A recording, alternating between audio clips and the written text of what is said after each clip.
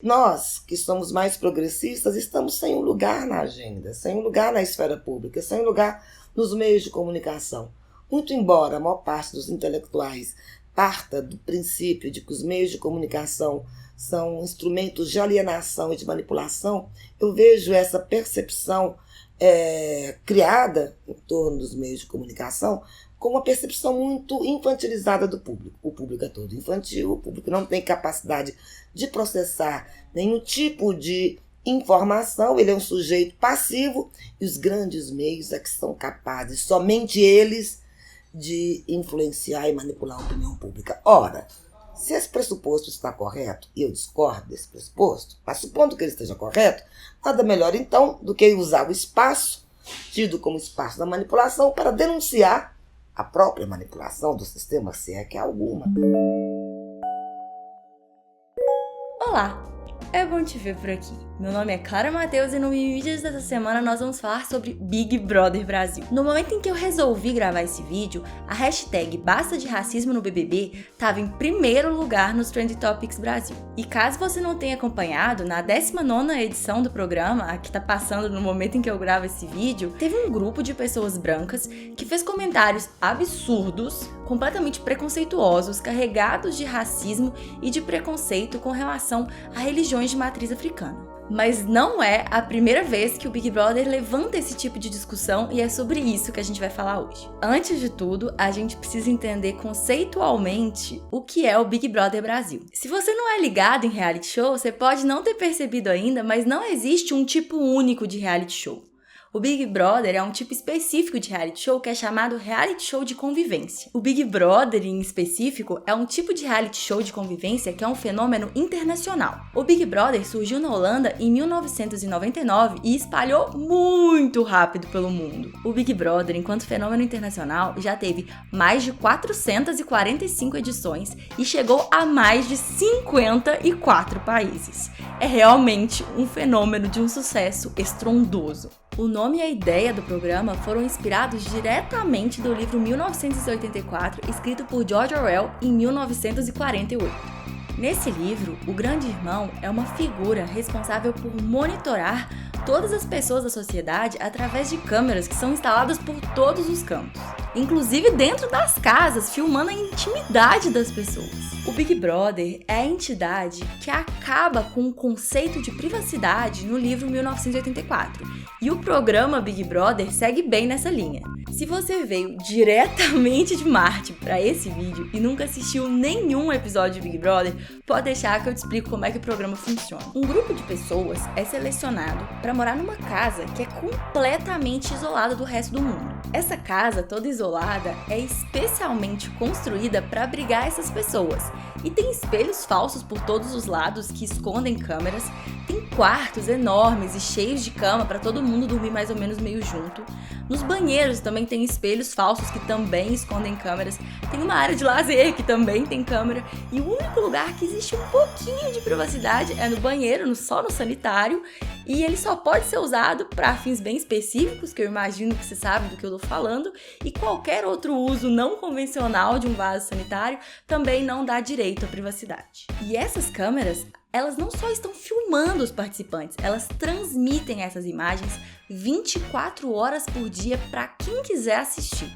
E tem mais, cada um dos participantes tem que usar um microfone no corpo, assim mesmo, carregar o próprio microfone 24 horas, eles só podem tirar enquanto eles estão dormindo, e se eles tentarem se comunicar sem os microfones, eles podem sofrer punições. E se isso tudo pra você parece uma distopia, parece um pesadelo, você tem toda a razão, porque afinal de contas foi inspirado por uma distopia. Agora resta perguntar por que é que uma pessoa faria isso com a sua própria vida? Então, tem dois motivos principais.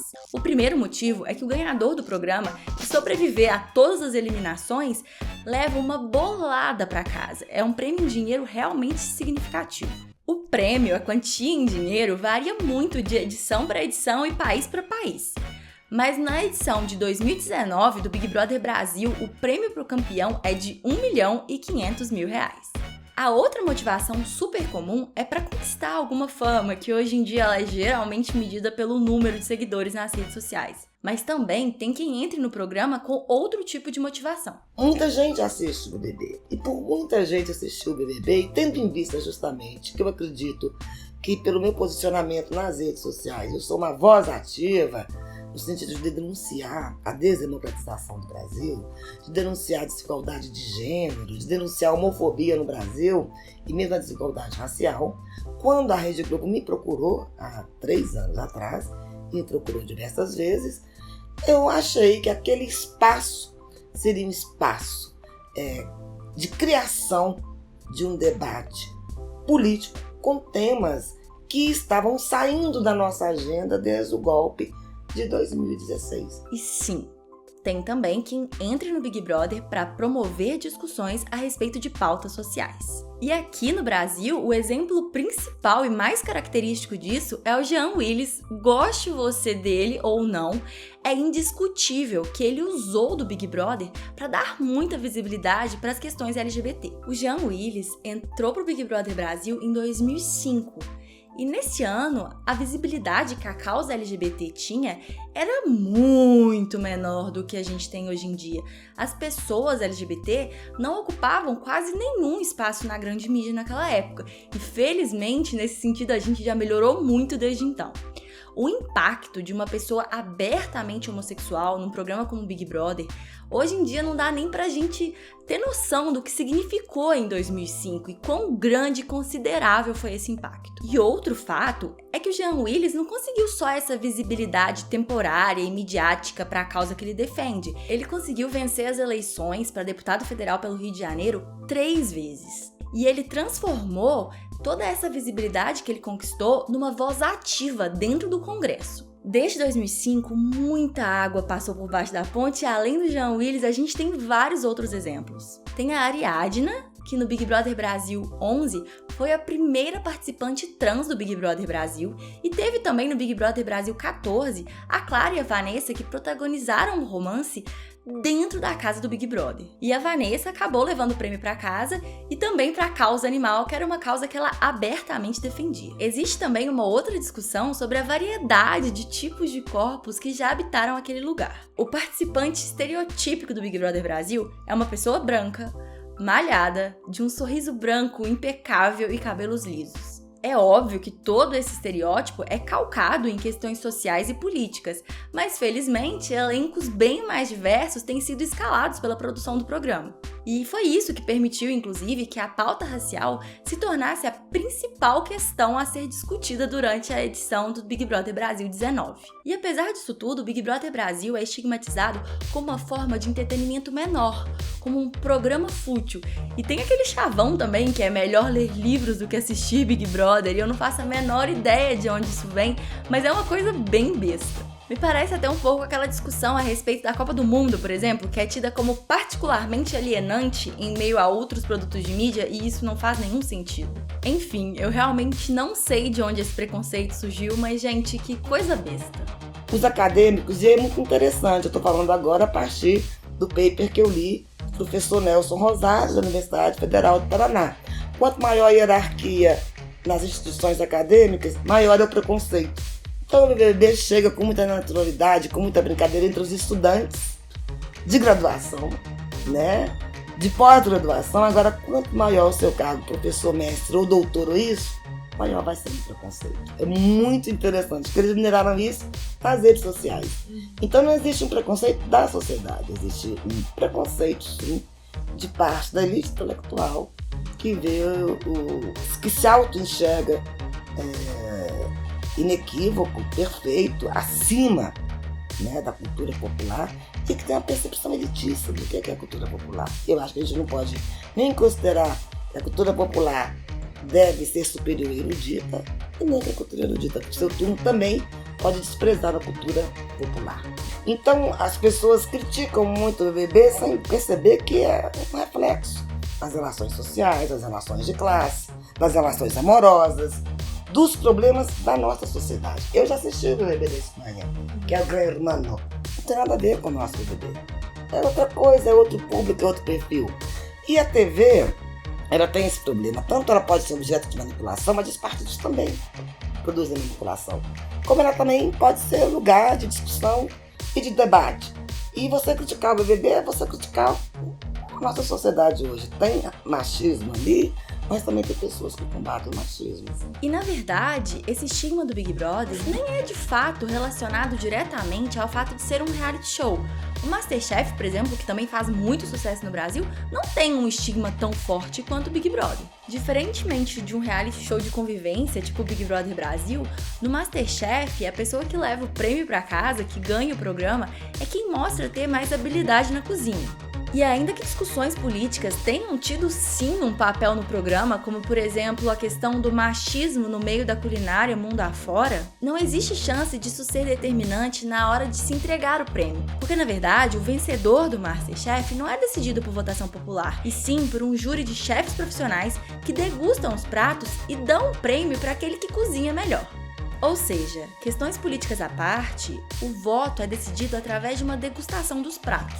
Politicamente, o MasterChef e o Big Brother Brasil são muito diferentes. Por sua estrutura de reality show de convivência, critérios sociais e políticos são inseparáveis dos resultados das votações semanais. O público vota para eliminar a pessoa com quem menos se identifica. Aquela pessoa que reproduz valores que são questionáveis, que tem comportamentos reprováveis dentro da casa, algumas atitudes que as pessoas que assistem em casa não consideram exatamente éticas e por aí vai. Ou seja, o Big Brother é uma vitrine para que a sociedade brasileira se enxergue e se autoavalie. O Big Brother serve para as pessoas pensarem sobre questões como machismo, homofobia, racismo, transfobia e gordofobia que se manifestam naquele programa, que não deixa de ser uma reprodução da sociedade em uma escala menor. Agora, vamos pensar no potencial papel político de Big Brother usando o conceito de hegemonia da obra do Gramsci.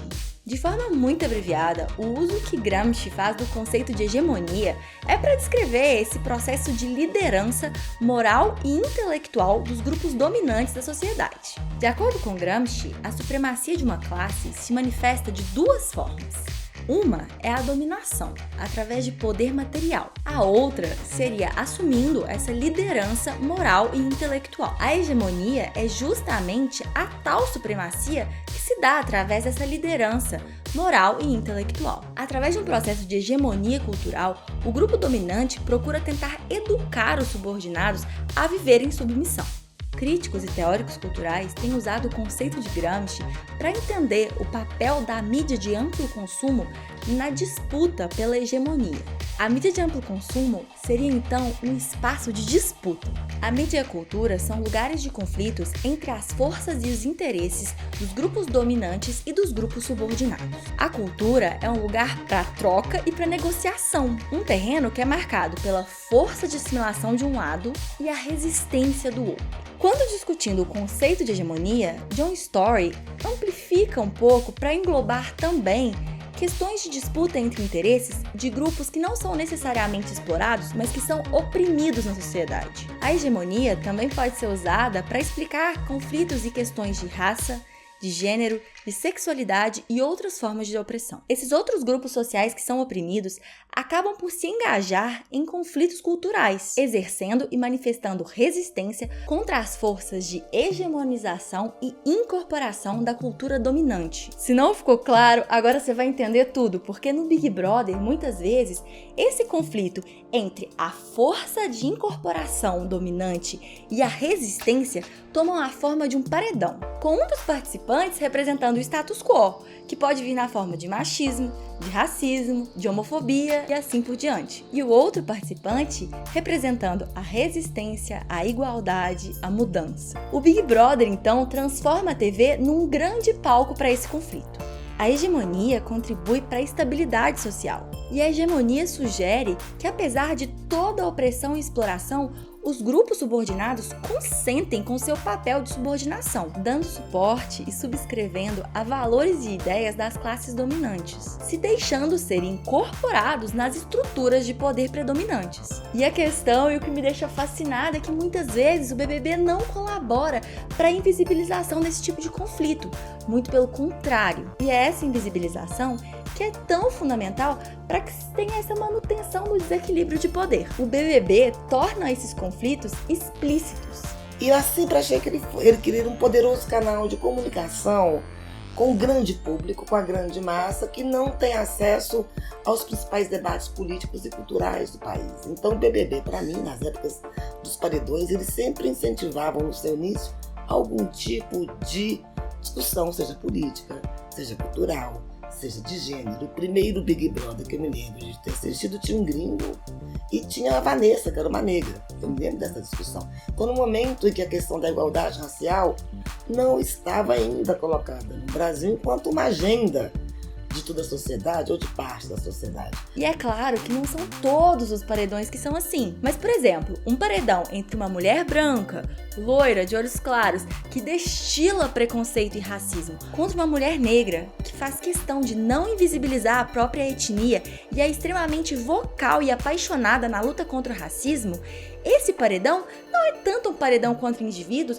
quanto é um paredão a respeito de pautas sociais. Da mesma forma que um paredão entre uma pessoa que é homofóbica e uma pessoa que é abertamente homossexual, por exemplo. É muito significativo que uma emissora de TV aberta tão grande abra uma votação popular entre forças de resistência e forças de controle, forças dominantes. Muitas vezes, o paredão tem esse papel de conflito simbólico. E nesse conflito simbólico, a população é convidada a pensar sobre aquilo, a se expressar, a votar nessa disputa que deixa de ser sobre indivíduos e passa a ser uma disputa sobre pautas sociais. Se você acredita que a sociedade brasileira tem problemas políticos e sociais e que a grande mídia pode ter um papel na mudança social, não abra mão tão fácil assim do BBB. E eu não sou ingênua. É claro que um programa que se baseia em votação popular pode ser uma ferramenta importante de manutenção do status quo, que pode colaborar com a reprodução de ideais antigos de moralidade e preconceitos diversos.